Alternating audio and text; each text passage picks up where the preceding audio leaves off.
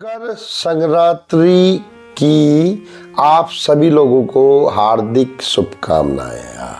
मित्रों, आज मैं आप लोगों को एक ऐसी बात बताने जा रहा हूं, ऐसी कथा जो आपको कहीं लिखी हुई नहीं मिलेगी, लेकिन ये साधु संतों का संग होता है ना, उनके अनुभव होते हैं, तो उसके आधार पर, लेकिन उसको मैंने कनेक्ट कर दिया किससे, वो कथा पर, वो सुनने के ऊपर नहीं रहा, मैं उसके साथ मैंने अनुभव किया। मैंने कहा ये जो बात है क्या ये सच हो सकती है? तो दोस्तों, आहा, सुंदरकांड में मतलब एक पत्थर को भी आप प्रणाम करने लग जाओगे जब आप भगवान के चरणों में अपनी हाजिरी लगाने लग जाओगे। उस परमेश्वर, जब तक आप उस परमेश्वर के चरणों में अपने आप को समर्पित नहीं कर दोगे, उस परमेश्वर को नहीं जान जाओगे ना, तब तक ये देवी देवता लोगों की पूजा आप करते रहो, आपको शाश्वत शांति नहीं मिल सकती है, वो सुख नहीं मिल सकता जो मिलना चाहिए। आइए सुनते हैं ये प्रसंग। ये रहा आपके स्क्रीन पर। गुरु विष्णु गुरुदेवा महेश्वरा, गुरु साक्षात परम ब्रह्म तस्मै श्री गुरुवे नमः। दोस्तों, जरा विचार करो, सोचो, मेरी बात को सुनने के बाद विचार करना। हम लोग अगर 5,001 रुपया दान करते हैं तो फोटो नहीं खिंचवाते हैं, या दुनिया में नाम आता हमारा, फलाने सिंह ने 5,001 रुपया दान दिया, और आगे जाके जो गुरु लोग हैं, बाबा लोग हैं, वो माला पहनाते हैं और हम फोटो खींचते हैं। दोस्तों, जरा सीखो इस सुंदरकांड से। हनुमान जी ने इतना बड़ा काम किया, जामावंत ने इतनी बड़ी काम की, लेकिन जामावंत क्या कह रहे हैं, सुनो। जामावंत कह सुनु रघुराया, जा पर नाथ करहूं तुम दाया, ताहि सदा शुभ कुशल निरंतर, सुर नर मुनि प्रसन्नता ऊपर। हम लोग देवी देवताओं की पूजा बहुत कर देते हैं, बलि भी चढ़ा देते हैं, भंडारे कर देते हैं, लेकिन उस परमात्मा को पूछते तक नहीं है।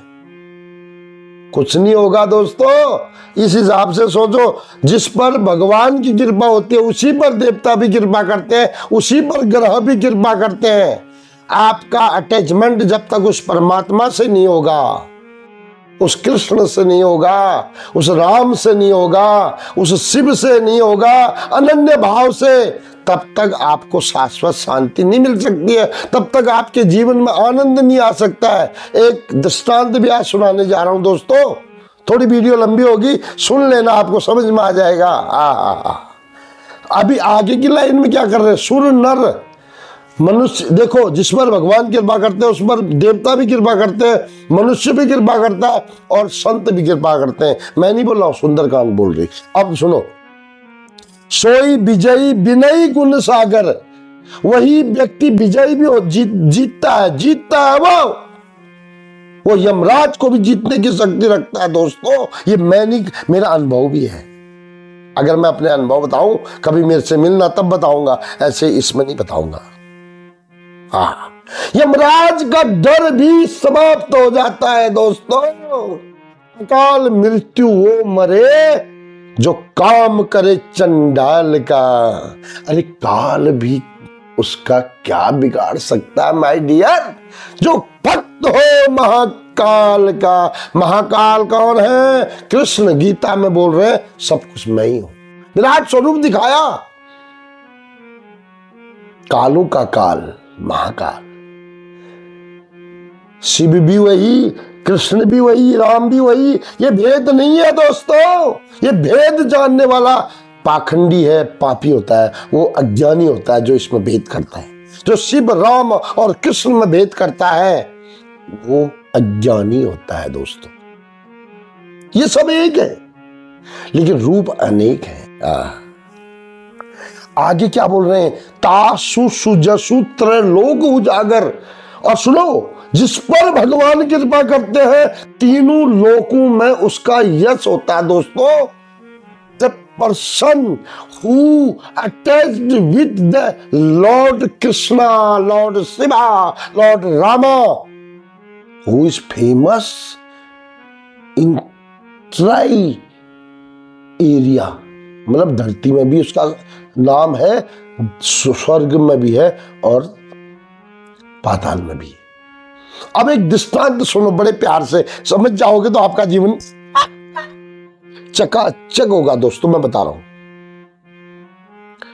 एक बहुत खतरनाक आदमी था अपने जीवन में, बोलते हैं वो भगवान का नाम लेता ही नहीं था कभी नहीं लेता था। लेकिन मरने से पहले गलती से एक बार उसके मुख से राम आ गया। एक बार सुनो सुनो, बहुत ध्यान से सुनना, आप समझ जाओगे तो आपका जीवन चकाचक हो जाएगा दोस्तों। मेरा हो गया था इसी कहानी से। अब सुनो, उसने राम बोला और अगले दिन मर गया वो किसी कारण। अब जब बारी आई शमशान घाट के बाद, जो बॉडी है वो तो जल जाती है, जो अंदर शरीर है एक और। अब बोला इसको क्या करें भैया, इसने तो एक बार राम बोला, इसको कहाँ ले जाए। अभी कंफ्यूज हो गए वहां से यमराज के दूत, यमराज के पास ले गए। यमराज ने बोला यार मेरे को नहीं पता, इसने राम बोला कहाँ ले जाए इसको। कहाँ ले गए, ब्रह्मा जी के पास ले गए। अच्छा, ब्रह्मा भी कंफ्यूज हो गए साहब। ब्रह्मा ने बोला आई डोंट नो यार, राम बोला इसने क्या हो सकता है, तो चलते हैं शिव जी के पास। अच्छा, शिव जी ने भी बोला यार राम नाम बोला, एक ही बार बोला यार, पता नहीं, ऐसा करते हैं उसी परमात्मा से पूछते हैं। उस आदमी ने बोला भैया तुम लोगों ने ना मुझे बहुत तंग कर दिया, अब मैं नहीं चलने वाला, मैं तुम्हारा नौकर नहीं हूं। ये शिव जी को बोल रहा है, ब्रह्मा जी को बोल रहा है, देवताओं को बोल रहा है वो। तो उसको बोला इसको ले जाना तो पड़ेगा इसे, क्योंकि इसकी भैया हेयरिंग है उस परमात्मा कृष्ण के पास।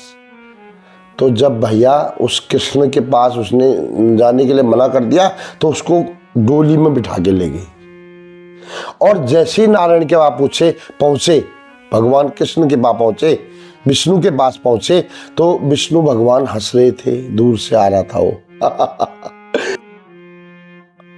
अब बोला, ब्रह्मा जी ने बोला प्रभु एक समस्या आ गई क्या। बोला इस आदमी ने जिंदगी भर आपका नाम नहीं लिया, राम नाम नहीं लिया, लेकिन मरने से एक दिन पहले इसने एक शब्द बोला राम, इसको अब क्या उपाय है इसका